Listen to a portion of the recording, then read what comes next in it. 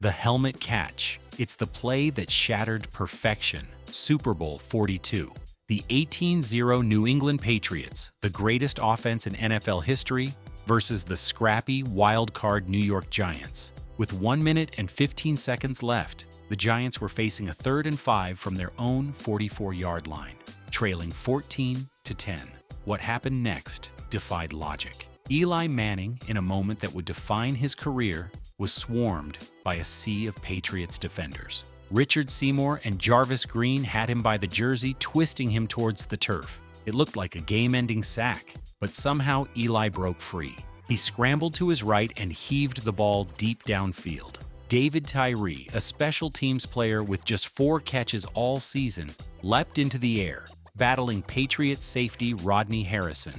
As he came down, Tyree pinned the ball against his own helmet with one hand, securing one of the most improbable catches in football history. The 32-yard gain kept the drive alive, and 4 plays later, Plaxico Burress caught the game-winning touchdown. The Patriots' perfect season was over, thanks to a play that simply should not have been possible. The Malcolm Butler interception, 1 yard. That's all that separated the Seattle Seahawks from back-to-back Super Bowl championships. Super Bowl 49. Trailing the New England Patriots 28-24 with 26 seconds left, the Seahawks had the ball at the 1-yard line. They had Marshawn Beast Mode Lynch, the most powerful running back in the league, in the backfield. Everyone in the stadium, everyone watching at home, knew what was coming. A handoff to Lynch. But then, the unthinkable happened. Instead of giving the ball to their unstoppable force, the Seahawks called a pass play. Russell Wilson took the snap and fired a quick slant intended for Ricardo Lockett. Out of nowhere, an undrafted rookie cornerback named Malcolm Butler jumped the route. He had recognized the formation from practice and drove on the ball with everything he had. He snatched the ball out of the air, intercepting the pass and sealing the most shocking victory in Super Bowl history. The decision to throw the ball instead of running it remains one of the most second-guessed play calls of all time. And Malcolm Butler's incredible read turned him from an unknown rookie into a New England legend in a single, breathtaking moment. The Santonio Holmes toe tap. Some catches are about athleticism. This one was about pure, unadulterated body control. Super Bowl 43. The Pittsburgh Steelers trailed the Arizona Cardinals 23-20 with under a minute to play. Ben Roethlisberger led his team down the field, and with 42 seconds left, they had the ball at the Cardinals' 6-yard line. Big Ben took the snap, looked, and looked, buying time as the pocket collapsed. He finally saw Santonio Holmes flash open in the back right corner of the end zone. Roethlisberger fired a laser through a tiny window over 3 Cardinals defenders. Holmes leaped, extending his body fully, catching the ball while somehow managing to drag the tips of his toes on the turf before falling out of bounds. It was a catch that required surgical precision.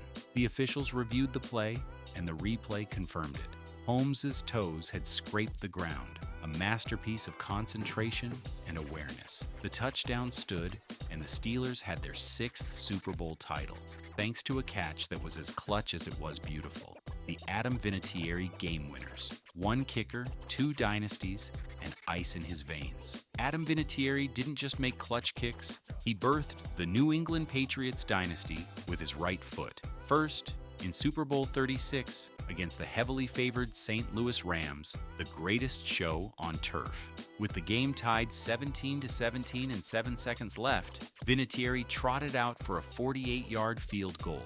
In the pressure cooker of the Superdome, he drilled it right down the middle as time expired, giving the Patriots their first ever championship. 2 years later, in Super Bowl 38 against the Carolina Panthers, he did it again. With the game tied 29-29 and 4 seconds on the clock, Vinatieri lined up for a 41-yarder. The result was the same. The kick was perfect, and the Patriots were champions once more. To win 1 Super Bowl on the final play is legendary. To do it twice is the definition of clutch. The James Harrison 100-yard interception return. It's the longest play in Super Bowl history, and it was a 14-point swing that changed everything. Super Bowl 43, the same game as the Holmes toe tap. The Arizona Cardinals, led by Kurt Warner, were on the verge of taking the lead right before halftime.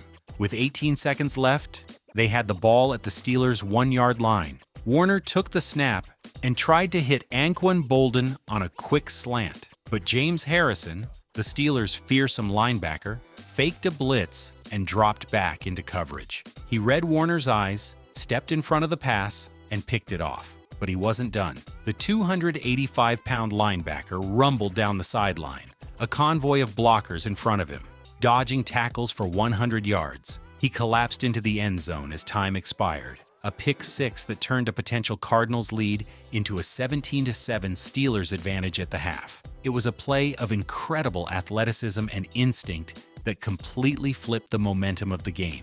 The Julian Edelman catch. This was the signature moment of the greatest comeback in Super Bowl history, Super Bowl LI. The New England Patriots trailed the Atlanta Falcons 28-3 in the third quarter. It was over, but then Tom Brady happened. He led the Patriots on an epic comeback, and with 2 minutes and 28 seconds left in the game, trailing 28-20, they were driving. Brady fired a pass over the middle to Julian Edelman.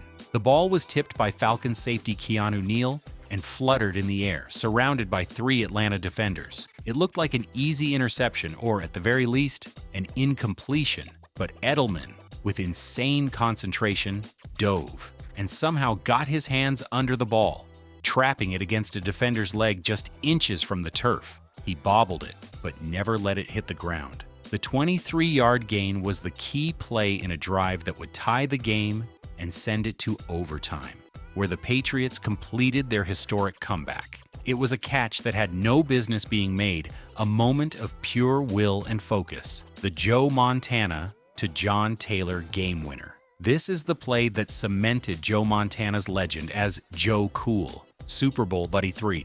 The San Francisco 49ers trailed the Cincinnati Bengals 16-13 with 3 minutes and 20 seconds left in the game, starting a drive from their own 8-yard line. In the huddle, to calm his teammates, Montana famously pointed into the stands and said, Hey, isn't that John Candy? Then, he proceeded to orchestrate one of the most iconic drives in NFL history.